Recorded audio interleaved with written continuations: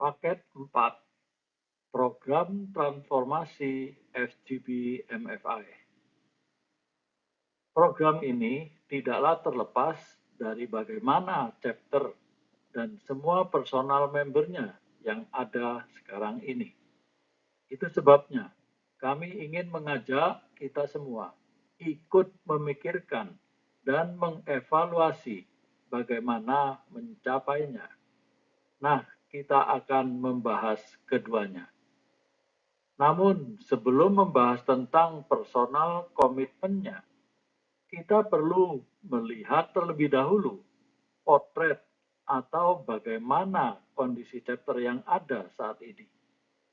Karena chapter adalah garda terdepan sebuah organisasi yang harus bisa dan mampu menduplikasi, memultiplikasi, mencapai targetnya.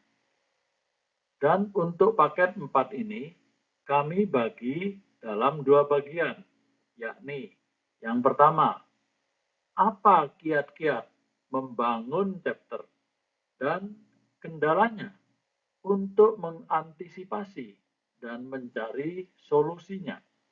Yang kedua, barulah kita berbicara tentang bagaimana membangun personalnya. Nah, mari kita ikuti pembahasan bagian pertama ini.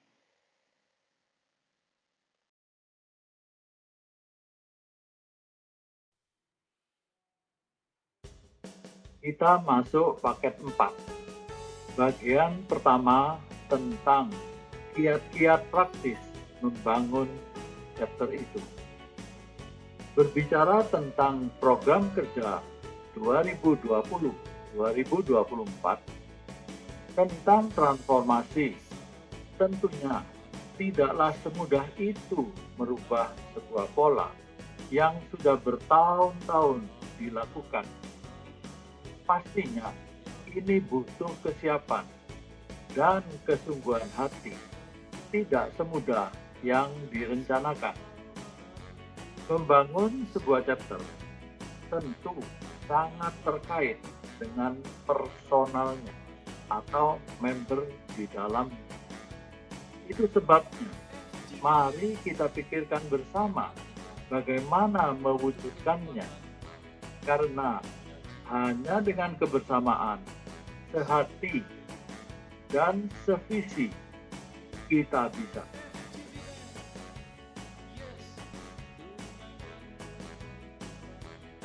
Seharusnya materi ini awalnya masuk di modul 2.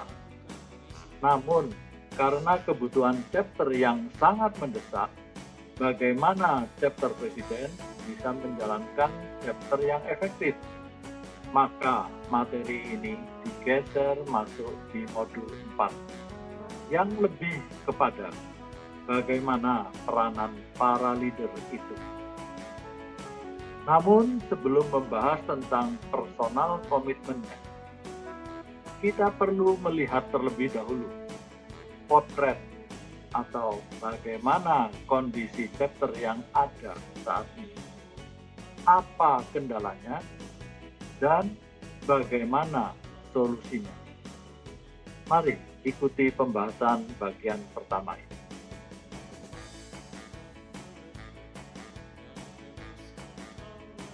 Kita telah sepakat fokus periode ini adalah chapter yang merupakan garda terdepan sebuah transformasi ini dilakukan. Chapter sebagai pusat kegiatan pelatihan untuk semua member mengalami visi Tuhan, terbentuk komitmennya sehingga mampu bertumbuh secara rohani dalam ikut mewujudkan terjadinya multiplikasi, kaderisasi, dan regenerasi sesuai harapan kita semua.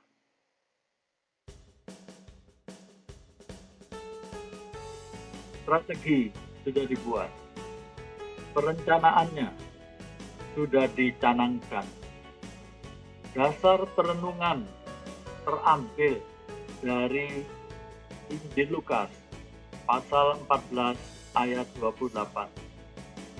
Sebab siapakah di antara kamu yang kalau mau mendirikan sebuah menara tidak duduk dahulu membuat anggaran biayanya? Kalau cukup uangnya untuk menyelesaikan pekerjaan itu. Lukas 14 ayat 31. Atau raja manakah kalau mau pergi berperang melawan raja lain, tidak duduk dahulu untuk mempertimbangkan apakah dengan 10.000 orang ia sanggup menghadapi lawan yang mendatanginya dengan 20.000 orang. Nah, ini adalah suatu pekerjaan besar. Ibaratnya seperti membangun sebuah menara dan satu peperangan besar secara fisik maupun rohani. Tentunya perlu dipikirkan secara matang dan persiapan yang benar-benar diperhitungkan sebelumnya. Jangan sampai apa yang kita mimpikan ini hanya merupakan hayalan saja dan akhirnya cuma menjadi bahan olok-olok.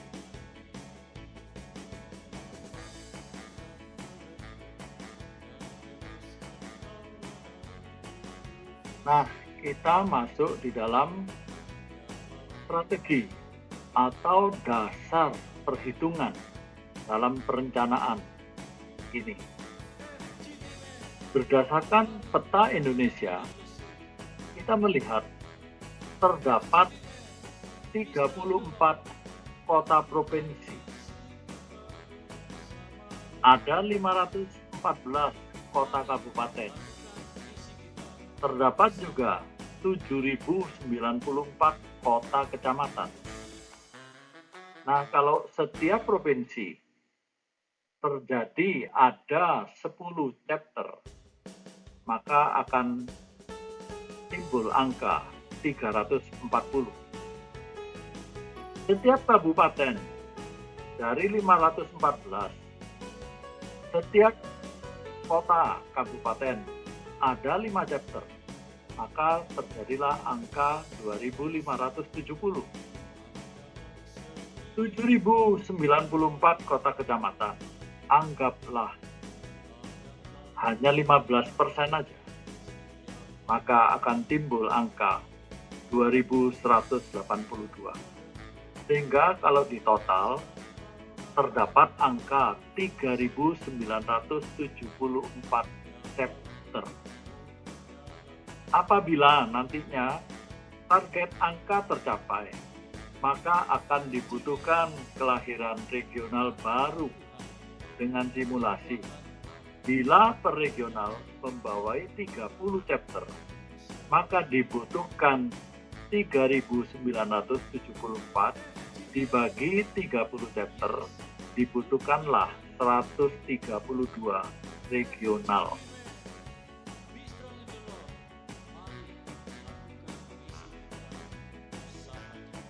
Nah, kita masuk strategi simulasi perencanaan dari dasar 6.800 member yang ada saat ini. Diharapkan di tahun 2021, setiap chapter dengan anggotanya 7 member, diharapkan setiap 4 member bisa menghasilkan 1 member baru. Sehingga di satu chapter di tahun 2021 bisa menghasilkan 2 member baru. Di tahun 2022, 3 member bisa menghasilkan 1 member baru. 2023, 2 member bisa menghasilkan 1 member. Di tahun 2024, anggaplah tetap 2 member bisa menghasilkan 1 member baru. Maka di tahun 2021, karena dimulainya dari pertengahan tahun, maka akan terjadi penambahan member baru sebanyak 850. Di tahun 2022 terjadi 2.550 member baru. 2023 terjadi penambahan 5.100 member baru. Di tahun 2024 terjadi penambahan 7.650 member baru, sehingga kalau ditotal berjumlah 22.950 member di tahun 2024. Nah, kalau dibagikan per chapter 7 member, maka akan terjadi pelipat gandaan chapter sebanyak 3.278 chapter. Itu tadi adalah strategi perencanaan. Tetapi kita pasang estimasi sederhana, perhitungan sederhana. Karena di musim pandemi juga kita mulainya dari program yang baru. Kita cukup puas apabila pada akhir 2024 kita bisa mencapai estimasi sebanyak 1.552 chapter. Itu sudah bagus dan kita bersyukur, puji Tuhan.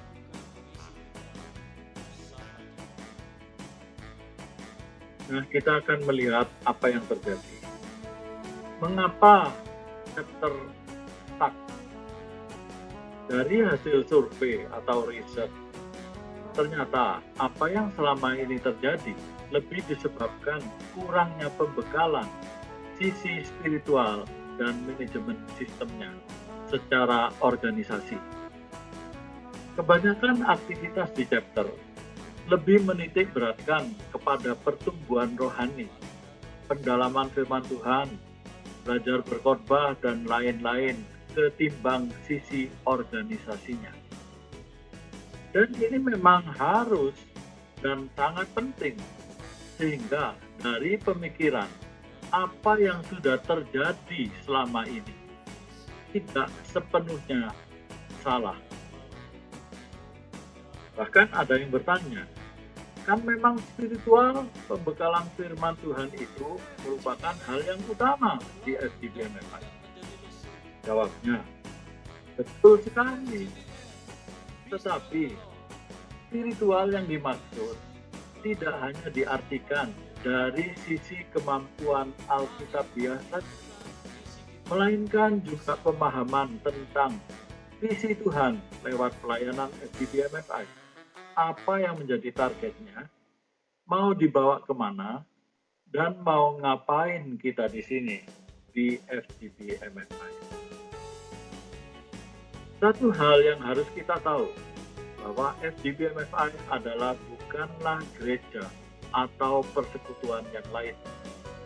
FGBMFI merupakan satu kegerakan orang awam yang rindu bersaksi di marketplace.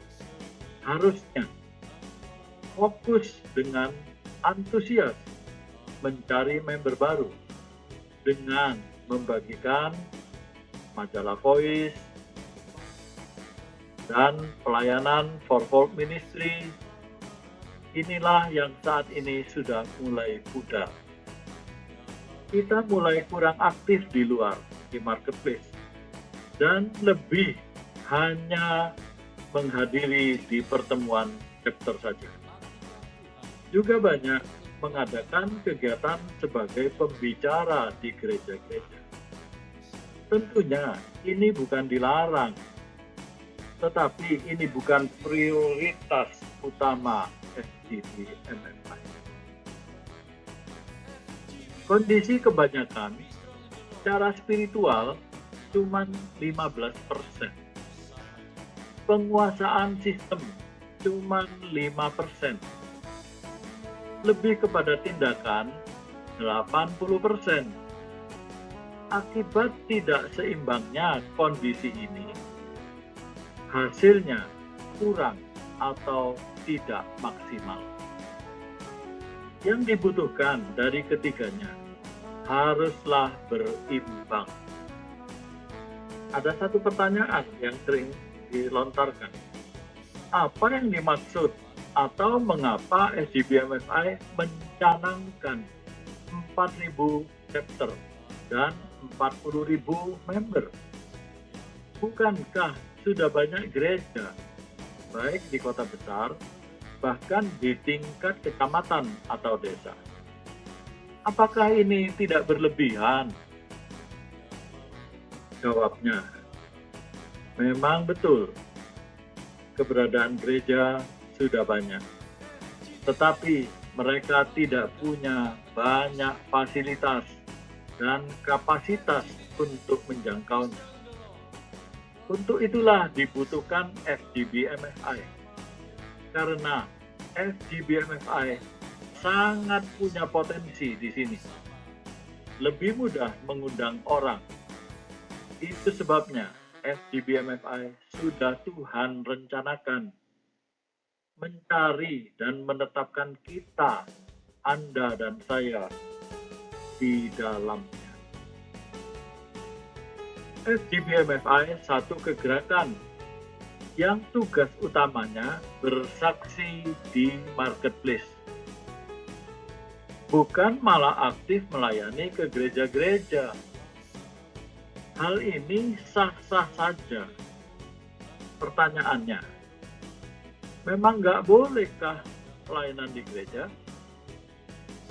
Jawabnya, bukan tidak boleh, tetapi kita ini bagian dari gereja. Fungsi kepanjangan tangan gereja. Artinya, membantu mencari jiwa, bawa ke gereja. Ingat loh ya, tugas marketplace kita. Ini tugas utama SGB Men yang sudah terlupakan. Perlukah putus asa? Tentu tidak, karena perjuangan ini belumlah usai. Justru semua ini merupakan satu pembelajaran sebagai koreksi. Dan saat inilah kita semua harus sepakat, berani berubah menuju transformasi dengan satu komitmen, memulainya start dari awal. Bagaimana menyusun strategi ke depan dan memfokuskan kinerja chapter untuk lebih memperhatikan keseimbangan antara spiritual, sistem, dan action. Nah, coba perhatikan simulasi di bawah ini dan apa komentar Anda.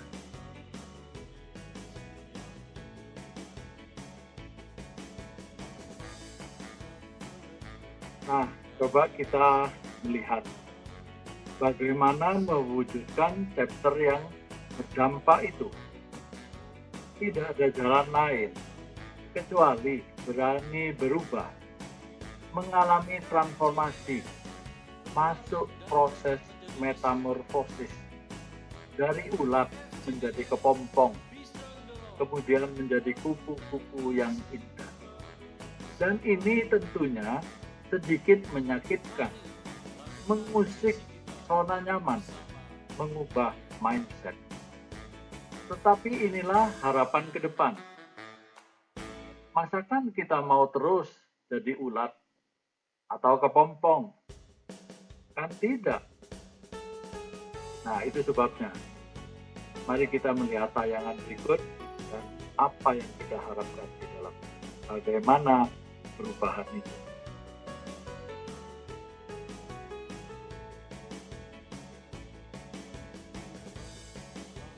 Inilah yang kita harapkan, yaitu perubahan. Bagaimana terjadinya perubahan, prosesnya itu bagaimana? Ada visi, itu melambangkan tentang spiritual kita. Ada juga cakap di situ. Ada juga motivasi. Itu kita persamakan dengan sistem yang ada. Kemudian ada lagi tindakan. Nah, kalau visinya ada, cakap, motivasinya ada, tindakannya juga ada dilakukan. Itu seperti gambar yang ada di sebelah kanan ini, kita lihat. Spiritualnya berimbang 33%. Sistemnya 34%. Praktikalnya 33%. Kalau ini yang kita lakukan, apa yang terjadi? Perubahan.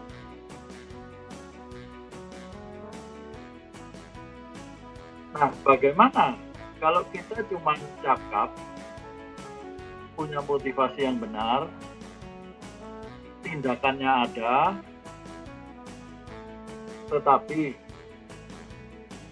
visinya kecil, secara spiritualnya seperti apa yang digambar sebelahnya. Spiritualnya cuma 15%, sistemnya 5%, lebih kepada tindakan 80%. Kalau ini yang dilakukan, apa yang terjadi?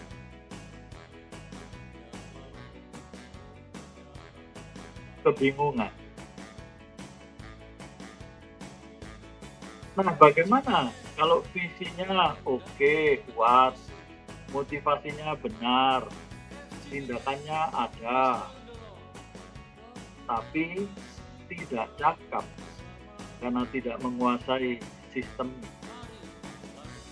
Kalau ini yang dilakukan, apa akibatnya? Kehilangan efisiensinya. Nah, bagaimana kalau visinya oke, cakap, tindakannya ada, tapi motivasinya tidak benar atau kurang benar? Bicara motivasi ini banyak ya, tidak perlu saya jelaskan di sini, tapi Anda pasti mengerti. Nah, kalau ini yang dilakukan, apa akibatnya? Kehilangan insentif. Nah, apa yang terjadi kalau visinya oke, cakap, motivasinya sudah benar, tetapi tidak ada tindakan kelanjutannya? Kalau ini yang dilakukan, ini yang terjadi, apa akibatnya?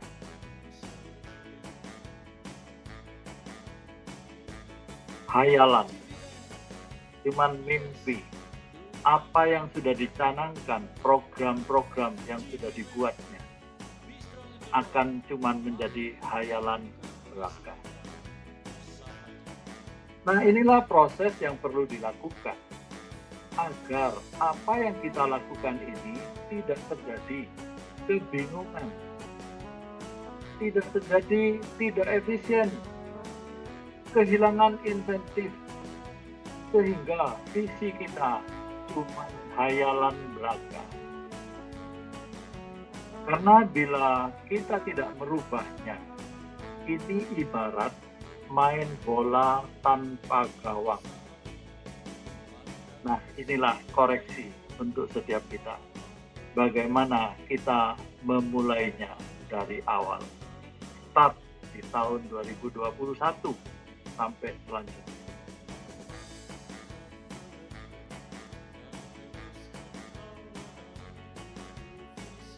Nah, setelah kita melihat dan mengevaluasi kondisi chapter, berikut rencana dan strategi bagaimana mewujudkan transformasi itu. Apa yang tersirat dalam benak kita membawa semua personal mampu memiliki komitmen, turut serta aktif dalam mewujudkan kegerakan ini. Inilah tantangan yang ada di hadapan kita semua. Ayo bersama kita bisa.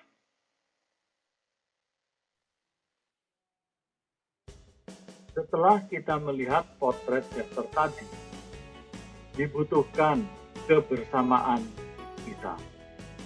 Mari nantikan pemaparan lanjutan bagian kedua.